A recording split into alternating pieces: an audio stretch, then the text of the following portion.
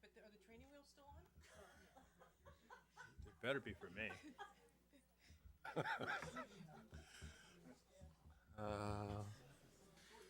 Okay, well, Maybe we could get Jean to model it for us. She knows how to ride a bike. okay, well, good morning and welcome to the regular board meeting for San Mateo County Board of Supervisors for Tuesday, October 1st, 2013. So I see in the audience Maria Diaz Slocum, who is the wife of our esteemed peer up here, Supervisor Slocum. Would you lead us in the Pledge of Allegiance?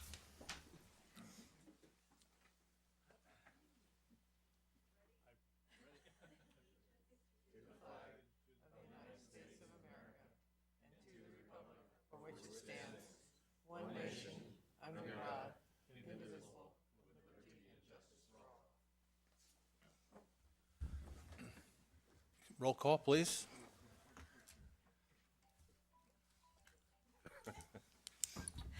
Supervisor Pine. Here. Supervisor Gruen. Present. Supervisor Slocum. Here. Supervisor Tissier. Here? President Horsley. Here. So it's now time for public comment, and we have one person for public comment, Martin Fox. Good morning, President Horsley, members of the board, Good morning. my fellow veterans, Supervisor Slocum and Mr. Maltby, Mr. Holland, and Mr. Byers. Thank you for your service to the county in pledging your allegiance to our republic, which guarantees freedom of speech and limits repression of dissent by even the most powerful office holders. Assisted outpatient treatment, known as Laura's Law, produces positive outcomes, and the positive outcome data of Laura's Law was examined by the U.S. Department of Justice before it certified it as an effective, economical, and humane recidivism reduction program. We now know that the Lantern and Peaches Short Act produces tragedies that injure and kill others, like the 12 employees at the Navy Yard in Washington on September 16th, John Jacob Berger's mother in San Mateo on August 12th, and 2 police officers in Santa Cruz on February 28th. By the use of legality in an attempt to normalize intellectually and morally indefensible policies and procedures that deny treatment to persons living with mental illness who do not understand their need to seek treatment voluntarily. A county budget that measures the number of persons suffering from alcohol and other drug abuse disorders who complete treatment, but ignores whether persons living with mental illness who do not understand their need to complete treatment is intellectually inconsistent with producing positive outcomes. A county budget that measures the number of persons who have the ability to understand their need to seek treatment voluntarily and advocate for themselves, but ignores the number of persons living with mental illness who do not understand their need to seek treatment voluntarily and cannot advocate for themselves, is morally inconsistent with providing true liberty and justice for all. Mr. Maltby described a wise old Cherokee advised his grandson to take the intellectual and moral high road by feeding the good wolf in his budget message. Please feed the good wolf and vote to implement Laura's Law like the Yolo County Board of Supervisors did this summer, and hopefully the Alameda County Board of Supervisors will later this month. Thank you. Thank you, Mr. Fox. Today's sort of a historic day, I guess, because of the, I guess we've all read about the shutdown of the federal government. So I thought I'd make a couple comments about the Affordable Care Act, which we all know, of course, is a historic piece of legislation that will be making health care in this country more accessible to more people. And in California, and particularly here in San Mateo County, we have been preparing for today's October 1st kickoff for enrollment. We've had a number of staff people, and our Human Service Agency has been gearing up to handle that questions, or the questions that will surely be coming, as well as helping people with the nuts and bolts of navigating the new health exchanges. So I want to congratulate both our staff and the leadership of Beverly Beasley Johnson for planning ahead and for being ready today, as well as the staff of our health department and our health plan. Well, the Affordable Care Act and a remarkable mobilization of the Human Service Agency and the Health Plan of San Mateo County, people will be able to enroll in a comprehensive health insurance plan or plans that would not have been available to them previously in the existing marketplace. So here in California, especially in San Mateo County, the possibilities for a vibrant new healthcare insurance system have been embraced in a robust and very innovative way, and I think a way that all of us can be proud of. We're prepared to assist people across a broad spectrum of financial and social situations. And even though the federal government is shut down, we are open for business, and we are ready for the October 1st. Actually, it's not a deadline, but it's the beginning October 1st. And I just want to say that I think this is going to be a historic success, and I want to thank all of our staff for all of the work that they have done in preparing for this really historic change for our country. So with that, now we will take a motion to set the agenda and to approve the consent agenda. I'll move to set the agenda and to approve the consent agenda items. Second. May I make a comment just on an item? I don't need to pull it, but You may. yeah, I just wanted to just call attention briefly to the fact that we are moving forward with the cogeneration plant at the San Mateo Medical Center, which I think is a great investment of our capital dollars to save operating expenses in the long run. So I'm very, very pleased to see that going forward. Item 21. Thank you. So all in favor, signify by saying aye. Aye. Okay. So now it's time for presentations. The first presentation is a presentation of the new bike share program. Supervisor Carol Groom. Thank you, President Horsley, and if you'll all take a second to admire that handsome bicycle in front of us, turquoise and blue. We've kicked off the Bay Area Bike Sharing Program, launched on August the 29th. Provides an alternative mode of transportation for short commutes, 24 hours a day, 7 days a week. We have 700 bikes available in 5 different Bay Area cities. Our own Redwood City, San Francisco, Palo Alto, Mountain View, and San Jose. You can buy an annual pass for $88, $22 for a 3-day pass, $9 for a day pass, which gives you unlimited amount of 30-minute trips during your membership. You must be 18 years of old. Helmets are not included, but we encourage you to bring them.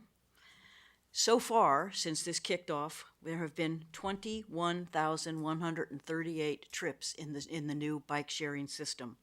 There's 2,200 members, and there's a system-wide casual members of 4,300.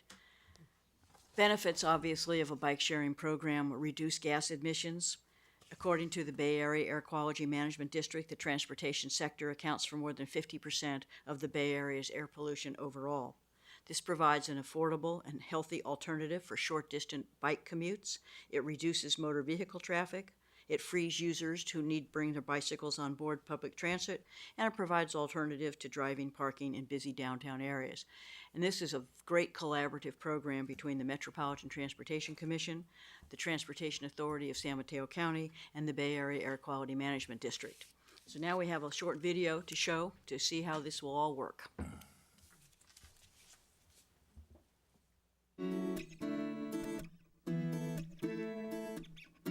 Introducing Bay Area Bike Share, the Bay Area's new regional bike share system.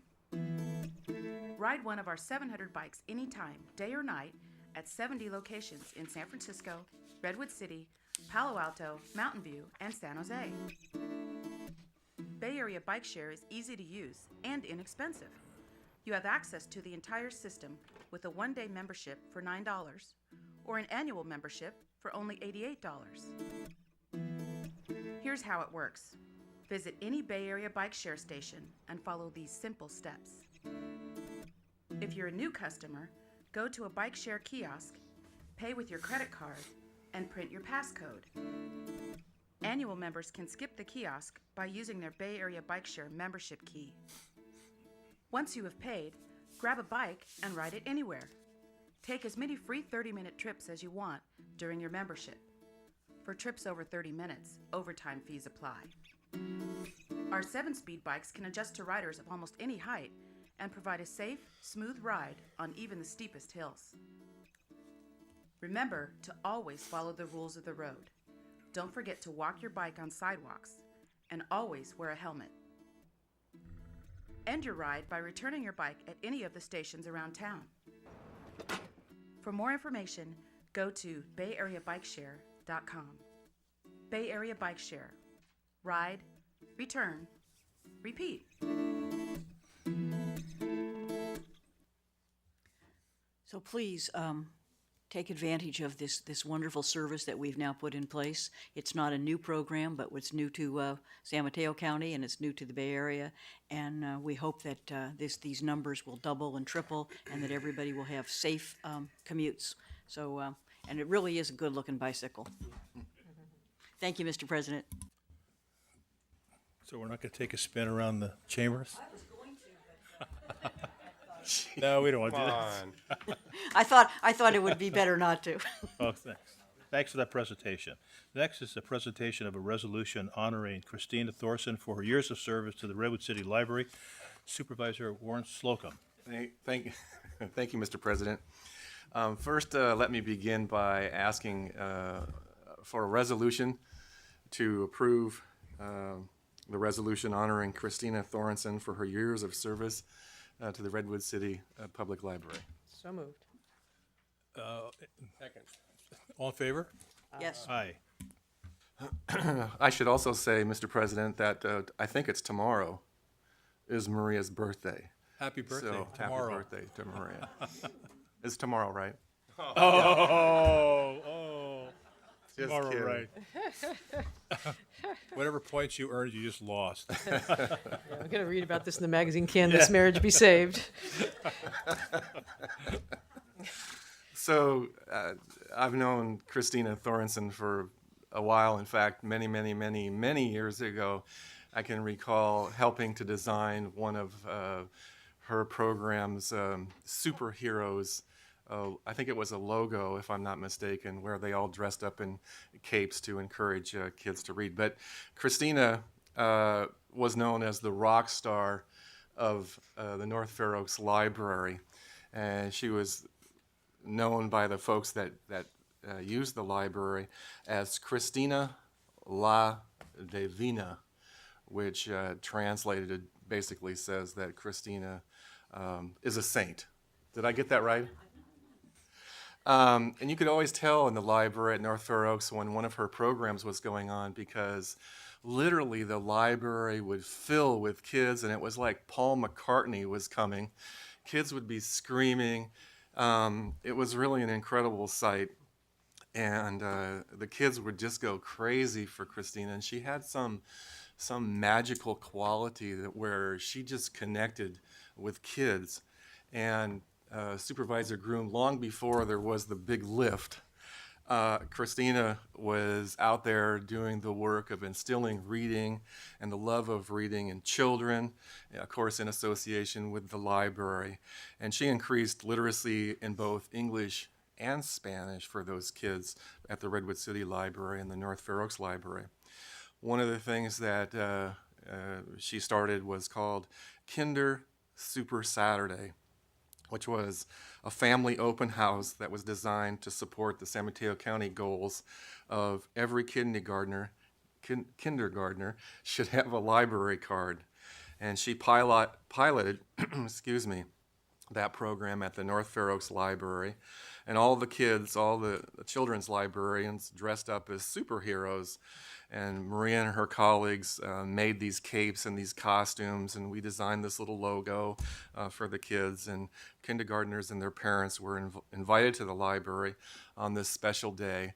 And the point was to have some fun and to get the kids library cards and show them how to actually check out books and take them home and bring them back. And when Christina was there doing this superheroes program, the books just flew out of the library. It was really incredible. And at one time, she was the only bilingual librarian at the Fair Oaks Library. And she always made the children and the families that came to those libraries welcome, and really tried to create a relationship between the community and the library. And that program was so successful that it was spread to every school in the Redwood City School District. And quite an accomplishment. She also started Family Author Night, which she would invite Latino authors to come to the library on an evening or a weekend day. And the kids could purchase books or get books from those authors. And the kids were actually, along with the parents, invited to meet the author and hear them read and hear them speak and interact with them, which was very exciting for the kids. These were, of course, children's books. And afterwards, they'd set up learning activities, for instance, having the kids draw the cover of the book and all kinds of activities that was basically aimed at creating that love of reading and books. Another one of her programs is called Art in Action, and she hired an illustrator, an artist, Elizabeth Gomez, to come in and teach the kids art. And Elizabeth shares her stories while teaching young people about art, and in particular her art. And so Christina really, through her years of service to the library, redefined that word that we all like to use, outreach. She was always at community events like the Olive Festival and others. She was at school fairs, career day, parents' meetings, and exciting programs like Hoover's Familias Unidas.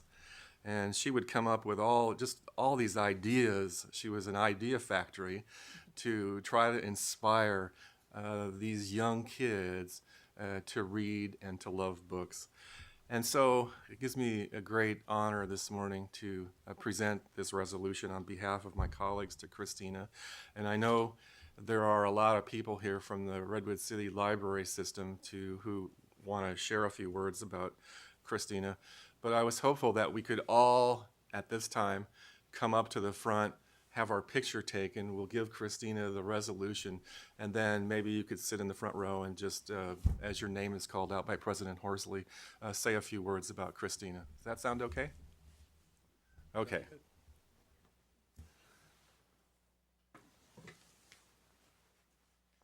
I should have said also that while they're coming up, that Christina was with the library system for some 25 years, just recently, having retired. Oh. So up here, Molly. And this is Christina. Yay.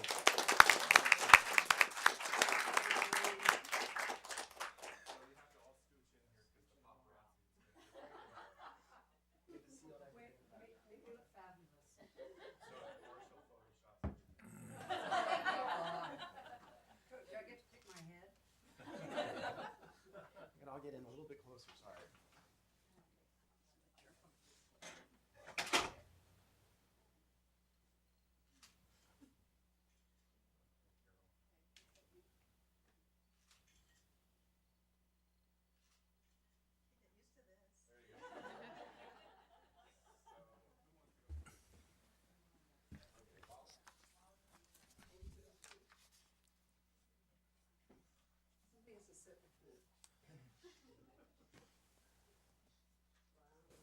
Well, I have known Christina her entire 25 years with Redwood City, and I can honestly say, in addition to giving a lot of children the gift of enjoying books, she is a wonderful colleague. She will take your idea, add a few interesting, good points to it, and then work with you to get whatever it was put together and finished. What a wonderful colleague to have. Thank you, Christina, and we miss you already.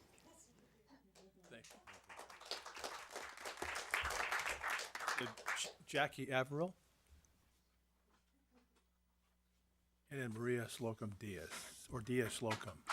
Got it backwards. Well, my comments will be brief because I have to get back to the library and make up for Christina's loss. I've worked with Christina my entire library career, 22 years, and it's been just such a pleasure. I just wanted to add briefly that she kind of created the brain and the heart of our department and the courage, and just kind of made the library the home for all the kids, for literacy, for comfort, for a place to go, just to be welcomed. And we sorely miss her. It's been 3 months, and and we miss her terribly. But No, thank you for giving her this honor this today. It's well deserved. Thank you. Thank you, Jackie.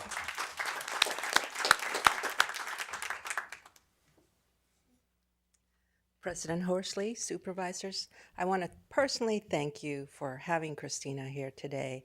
Warren, this is a wonderful birthday present, dear. There you go. Christina is, as Warren said, the rock star of Fair Oaks, and she always will be the rock star of Fair Oaks. She was the face of the library whenever we would be out doing outreach with her. Many costumes would be dragging the books out to the schools, out to the community fair. She went from Adelante to Taft in the same evening. She was just a marvelous outreach librarian. And as you know, during all those years, she met a lot of children. So later on, as they grew up, you'd see them coming up and say, "Hey, Christina, remember me?"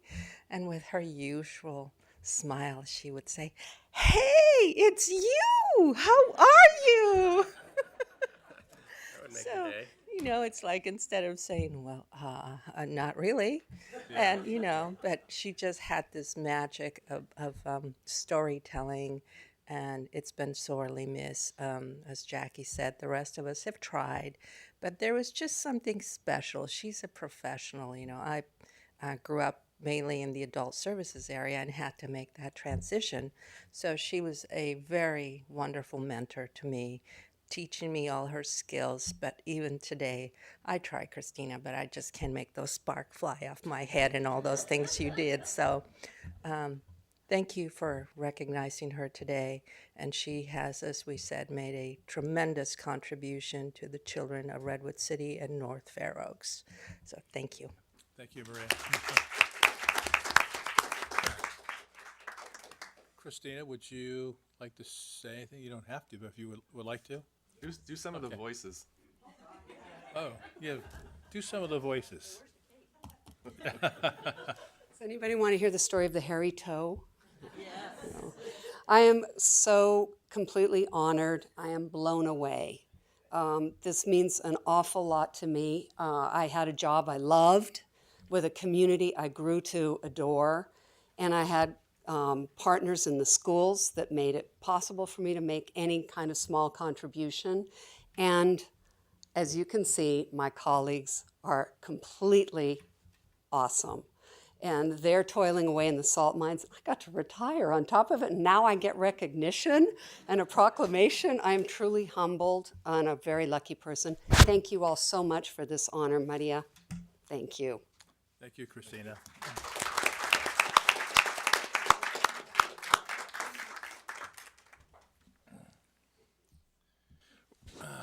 Well, the next presentation is a presentation of a proclamation designating October 2013 as Disabilities Awareness Month.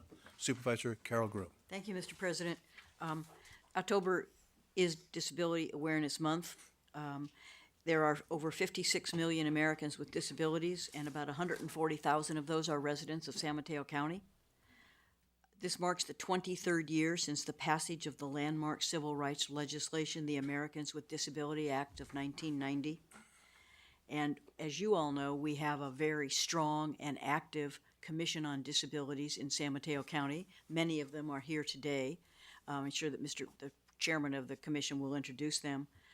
They take on an amazing amount of projects. Whenever we look at their work plan, we always say, gosh, you know, how is this going to get done? But by the end of the year, it is finished, and it's done with great flourish and great permanence for this county of San Mateo.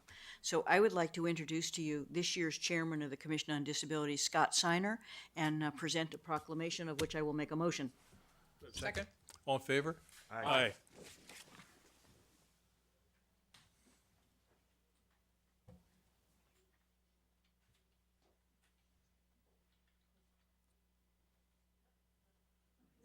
Oops.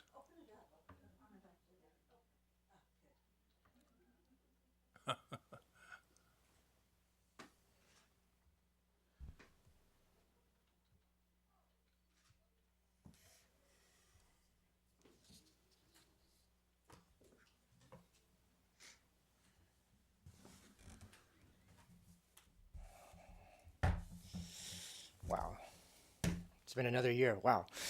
Good morning, Mr. President Horsley, members of the board, Mr. Maltby, Mr. Holland, and Mr. Beers. My name is Scott Seiner, and I'm the current president of the Commission on Disabilities. On behalf of the Commission, I want to thank you for this proclamation declaring October Disability Awareness Month. This provides us with an opportunity to increase the disability awareness in the county and report to you our activities over the past year and plans for our next year. At this time, I would like to acknowledge my fellow commissioners who are here today, along with who have joined us today celebrating Disability Awareness Month.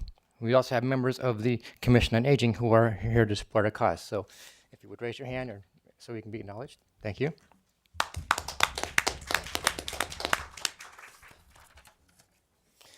For the COD, it's been truly a year of transition. For several vacancies, before we had several vacancies, some expired terms, and termed out commissioners. Basically, we're operating with half the total number of commissioners, which we usually have 21. Challenges in sustaining a high level of commission activities that we're accustomed to doing. While one would think our glass might be half empty, we remained optimistic and decided to devote much of our attention to extensive recruitment efforts. We held our first Dish Network Dish Network event on November 29th, despite it being one of the rainiest November 29th in history. We had over 20 people in attendance from agencies who serve people with disabilities in San Mateo County. We learned more about the great work they do and their personal interest in serving the disabled communities. After our networking event, we decided to conduct a focus group of representatives from the agencies to get their input on how the COD could best recruit members to meet the needs of the disability community. How we did that was, representatives from the 13 agencies have served people with disabilities who have attended, examined the greatest strengths, weaknesses, and challenges within the disability community, and discuss recruitments and marketing strategies.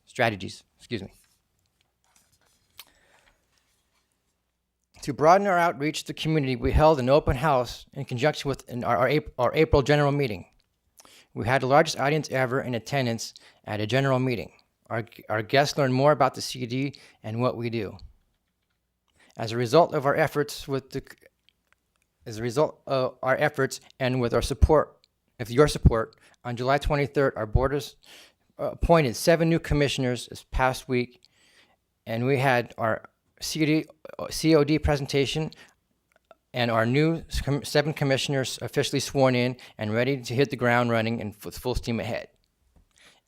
In addition to our recruitment, the ADA Compliance Committee, who's run by Susie Castoria, remained busy making major strides in updating the ADA transition plan. As you can see on the board, this is what we have done. We also continue to work with the Department of Parks on accessibility projects at the Toyin campgrounds in Huddard Park.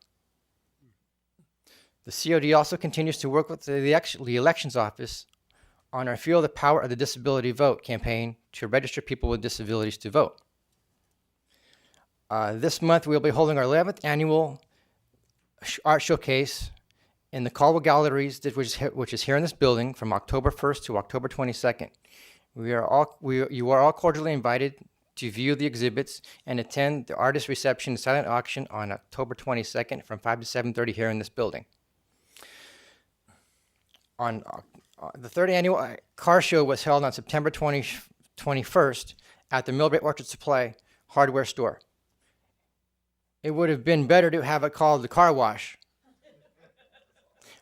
But a huge downpour that had not only soaked the cars, but all the brave participants who attended as well. However, we still managed to have 30 cars turn out with proceeds benefiting the COD. Our plans for next year include, let me turn to page 13 here, sorry about that. Recruitment of the ex officio members from the agencies serving people with disabilities in San Mateo County. The ADA Symposium webinar training for the county employees on the ADA programmatic access and accessibility issues either February or March of this next year. Our transition to Independence Fair for the youth and their families, which is going to be held in May, and continue updating the ADA transition plan. And at this time, I'd like to thank the Board of Supervisors, particularly our COD Board Liaison Supervisor Groom, for her continued support and on behalf of the people with disabilities in San Mateo County. Thank you very much. Thanks, Scott. Thank you. I'd like to encourage all of you to attend the October 22nd Art Festival. If you go down to the Health Department, you'll see on the Aging and Adult Services corridor, Lisa Mancini has a gallery of, and if you'll come into my office, I have a small gallery, and these are some of the most outstanding pieces of work. And it's just a really thrill to be there that night and meet the artists and look at the paintings. And it's another one of our great events in this county where we celebrate the creativity of the disabled community. Thank you, Supervisor Groom, and thanks for your work with the commission. Thanks, Scott, for your presentation. We have one speaker on this, Martin Fox.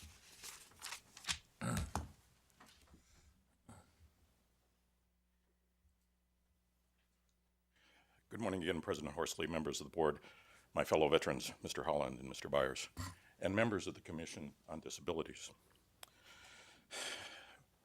We have heard from persons living with a disability who have the capacity to understand that they can exercise their First Amendment rights and express support for policies and procedures that they believe will improve the quality of their lives and others who are disabled. We did not hear from those persons living with a disability like serious mental illness, who are isolated, homeless, imprisoned, dead, or do not understand their need to seek treatment voluntarily because they are so ill they will not advocate for themselves. The San Mateo County Commission on Disabilities mission statement says its mission is to ensure full community participation for people with disabilities. Mentally ill people who do not understand their need to seek treatment voluntarily because they are so ill they will not advocate themselves, do not participate fully in the community because they are homebound, homeless, imprisoned, or dead. Studies show that the assisted outpatient treatments who complete treatment are overwhelmingly grateful for the treatment they receive when they recover. The Commission on Disabilities can make a difference in their lives and the community by recommending the Board of Supervisors implement Laura's Law like has been done in Nevada County, California, Yolo County, California, and parts of Los Angeles, California, and is on the agenda of the Board of Supervisors of Alameda County this month. Thank you. Thank you, Mr. Fox. Now time for board members' reports. Supervisor Slocum, do you have a report? No report. Thank you. Supervisor Tessier? Thank you, Mr. President. I do have a couple things. First, an adjourn in memory of Mary Ann Mania. She died at the age of 86. She was a retired nurse and educator and also a San Mateo County resident for over 60 years. She died on September 19th at her home. She was born in New York, but moved here but did get her nursing degree in Syracuse, New York, and moved to San Mateo County, where she eventually earned her master's degree in gerontology from Notre Dame de Namur University. She was married for 43 years, but she eventually moved from her career in nursing to her passion for education, and she opened Laurel Lane Preschool in San Carlos, which she owned and operated for years before retiring.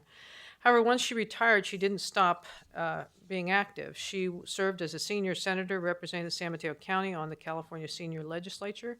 She was board president of the Ombudsman Services of San Mateo County. She was chairperson of San Mateo County Paratransit Coordinating Council and a trusted advisor for Sequoia Hospital's community programs.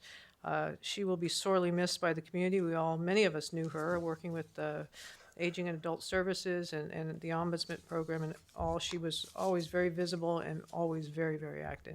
And we are sorry for her loss and her family's loss. I have a couple just quick announcements. This past week, Supervisor Slocum and myself concluded our work on the 10th and final meeting of the County Supervisorial District Lines Advisory Committee. The committee will be sending forward to the board to consider 3 maps that would redraw the boundaries of the county's 5 supervisorial districts. The public and our demographic consultant submitted more than 24 maps for consideration by the committee. This committee began its meetings in June. There's 3 maps being recommended: the Community Unity Map, Republican Equity Map, and the Nakamura 1G map. Most of these maps were named by the individuals or groups that submitted them. Now, our board is scheduled to consider these possible boundary adjustments at our regularly scheduled meeting on October 8th. And at that meeting, we will hear a report from a demographer on the effects of the three maps and may consider other alternatives based on additional public comment. The board will meet Tuesday, October 8th at 9 a.m. in the chambers right here. You can view these maps and all of the maps that were submitted by going to www.smcdistrictcommittee.org. Public comments will continue to be posted on the site, and you can see all of those as well. This website is being updated with new comments submitted by the public in the days ahead. You can also submit comments on this site by emailing districtlines@smcgov.org or by mail to the San Mateo County District Lines Advisory Committee at 400 County Government Center, Redwood City 94063. We look forward to any and all comments on everything you see on the website. And also, I just want to report that this morning was the kickoff for the training class at the Office of Education for Mental Health First Aid. This was helping to identify potential risk factors in youth aged 12 to 24, and how to recognize the signs and symptoms of common mental illnesses amongst young people. And it's going to develop a step-by-step plan to help a young person in need. This is the first of 159 classes that are being offered to our educators over the next 2 years. As we all know, this board believes in prevention and early intervention, and this was our way to help youth before it's too late, like what happened in Newtown. So this is a report back on Measure A dollars at work. I want to really commend you, Supervisor Tessier, as well as Supervisor Slocum. You guys did a lot of work on that, the redistricting committee, and I know it took a lot of night work. And it's in addition to all your other duties, you handled that with grace, and I think you actually have come up with a pretty good product as well. So I really want to commend you for all the work that you've done in that. Supervisor Groom? Thank you, President Horsley. I'd like to add to Supervisor Tissier's comments about Marianne Mania. I served with her for, I guess, 10, 12 years on the Paratransit Coordinating Council, and she was the chair for a number of those years. And without her leadership and her persistence, we would not have the paratransit system that we have in this county. She was an early adopter, an early advocate for it, and never quit telling the story of how important paratransit was. So she just made a huge contribution to this county. Now I'd like to ask us to adjourn in memory of Robert Jerry Holbrook, the husband of our past County Office of Education Superintendent Gene Holbrook. Jerry died on September 27th at the age of 66. He attended Cappuccino High School, served in the United States Army. In 1973, he joined the South San Francisco Fire Department, becoming a captain 2 years later and serving that community for 29 years. He was proud of his fire service, and he was inspiration to many to become firefighters. Is a good man, compassionate, generous, always put his family first. There will be no service according to his wishes, but he would love for everyone to go home and hug their loved ones, knowing that life is short. One last thing, if I may. October 15th is my fifth annual San Mateo County Conference. The theme this year is connectivity, and we will have some great presentations with super speakers on the lowdown on complete streets, San Mateo County Bike Share debut, and scenic San Mateo County, how we are working between the Bay Trail, the Coastal Trail, and the Ridge Trail to connect everybody with our beautiful county. So October 5th, 8 a.m. at the Belmont Sports Complex. Call my office and register. Thank you. Thank you, Supervisor Grimm. Supervisor Pine? Thank you. I have two adjourned memories. First, do adjourn in memory of Bob Davidson, who served as city manager for Hillsborough for many years. He completed his degree in civil engineering from Norwich University in Vermont, then enlisted in the U.S. Army, which brought him here to the West. He began his public service as a civil engineer and then went on to be Hillsborough city manager. He was a member of the First Presbyterian Church of Burlingame for 50 years and was ordained as a deacon and elder there. So I just wanted to adjourn his memory today. And then secondly, I'd like to adjourn in memory and also honor a very special person. That's Annabelle Stenzel. I think the board may be familiar with Anna and Isa Stenzel. They were diagnosed with cystic fibrosis when they were born, and their doctors told them that they would be lucky to live for 10 years. But through good care, they persevered and graduated from college and graduate school. And Anna went on to be a genetic counselor at Lucille Packard. She was also co-chair of the Heroes of Hope Living with Cystic Fibrosis program, and co-chair for the Northern California U.S. Transplant Games. So when they were in their 20s, Anna and Isabel both received double lung transplants, which prolonged their lives. And Isabel, who is, again, survives her sister, is married to Andrew Burns, who many of us may know through Democratic activities.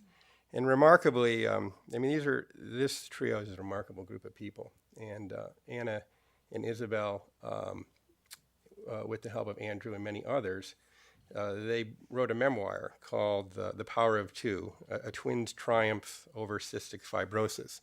And they toured the country and the world to promote the importance of organ transplants and to give people hope who have cystic fibrosis. They were particularly active in Japan, where I understand organ transplants are culturally something that they're still kind of getting their head around. So in conclusion, I saw something on the website I'll just read, and it states that Anna and Isa's experience has influenced them to cherish the following values. Each human interaction is a cherished blessing. Illness has great potential to teach awareness and appreciation of life. And finally, life is too short to not appreciate every moment, the good and the bad. So Anna is remarkable and did a wonderful service for our community and the nation and the world. Thank you, Supervisor Pine. I have two adjourned memory and one speaker. First one is, last night I actually spoke at his funeral service, or Natalino Emilio Red Markey. I actually knew of him and knew him relatively well over the years. He was really a mainstay in the agricultural community of the south part of our county. Just some of the awards that he won over the years, though. He was the Outstanding Young Farmer of the Year in 1967. He was the Farm Bureau Farmer of the Year in 1996, and he did a whole number of things, coaching baseball. His daughter last night spoke about the fact that she was a fastball pitcher on a softball team, and he would catch for her, and he would not quit until the last throw was a strike. He would not go in on a ball. So, but he served on the Agriculture Advisory Committee for about 25 years. He also was on the Pescadero Municipal Advisory Council for a long time. He was also honored by the Sisters of the Poor because of all the food sources that he donated to them and to the Knights of Columbus over the years. So he was has left an extended family, one of the mainstays, as I said, of the ag community on the South Coast.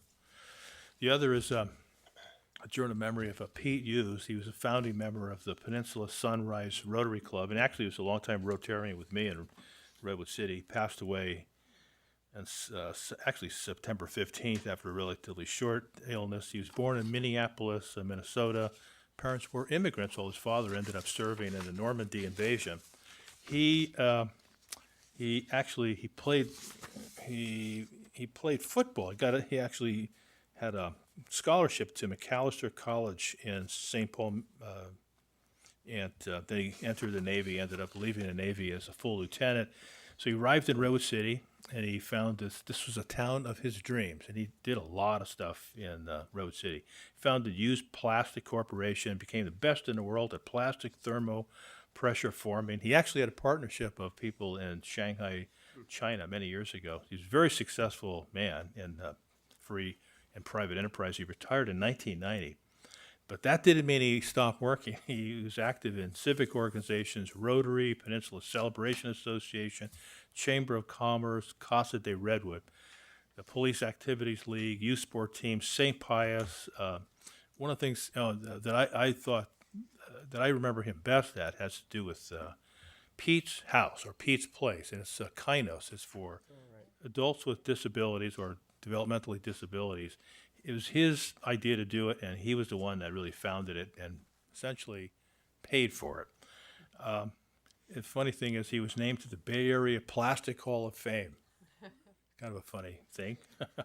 He was a lifetime of service.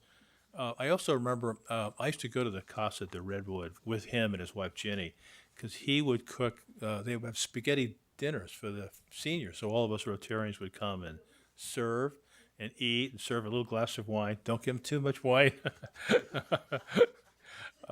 He did things that, he did a lot of stuff with Rotary. He's a great guy. In any case, one of the things is, he said in his own words towards the end of his life, he said, "I've lived a lucky life and I die satisfied." Boy, if all of us could say that, that would be wonderful. Last is a speaker, Martin Fox. Thank you again for your service to the county. It is appreciated. You bring a wealth of experience to the job and a dedication that's admirable, especially Supervisor Tissier and Supervisor Slocum on the redistricting committee. Last week, the United States District Court judge for the Eastern District of California, presiding over the inmate mental health class action case, Coleman versus Brown, authorized videotape depicting state prison guards using chemical grenades and pepper spray on mentally ill inmates in crisis to clear them from their cells, to be shown during a hearing starting today in Sacramento. Please ask anyone that thinks it was wrong to warehouse people living with serious mental illness in the old asylums of years past and believe that it is now acceptable to use the criminal justice system to cram them into our jails to watch the news tonight and let me know if they see any difference between the two.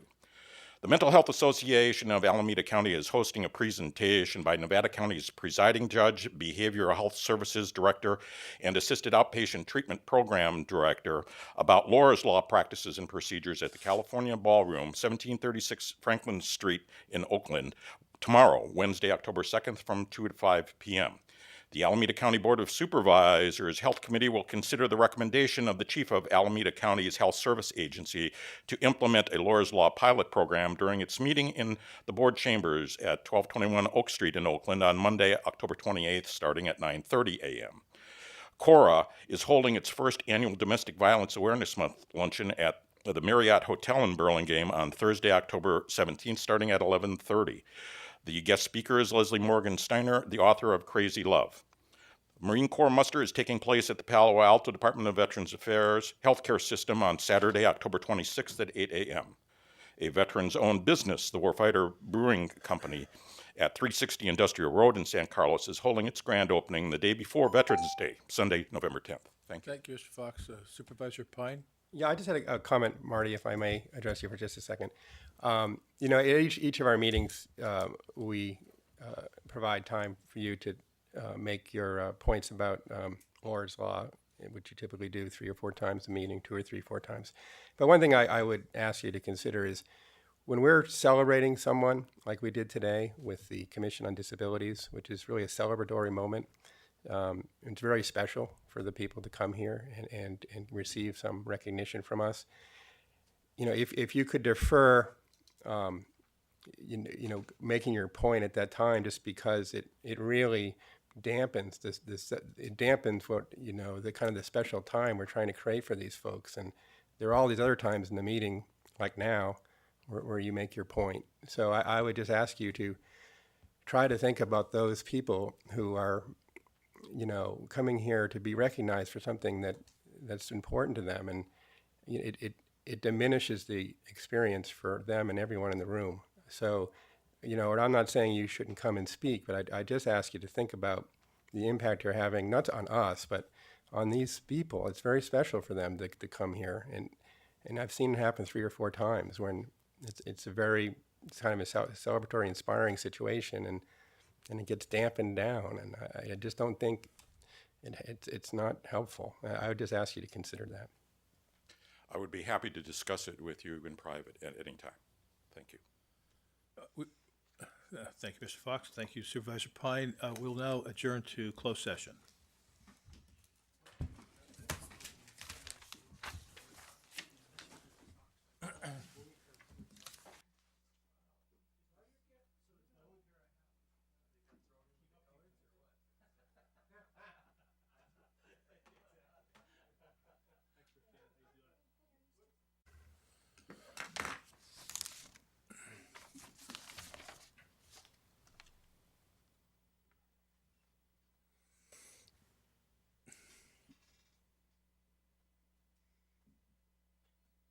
We're now back from closed session. Mr. Byers, can you report on the results of closed session? Yes, thank you, Mr. President. The board met in closed session to consider item A, conference with labor negotiators. The board did have a discussion, but no action was taken. Thank you. We'll now adjourn.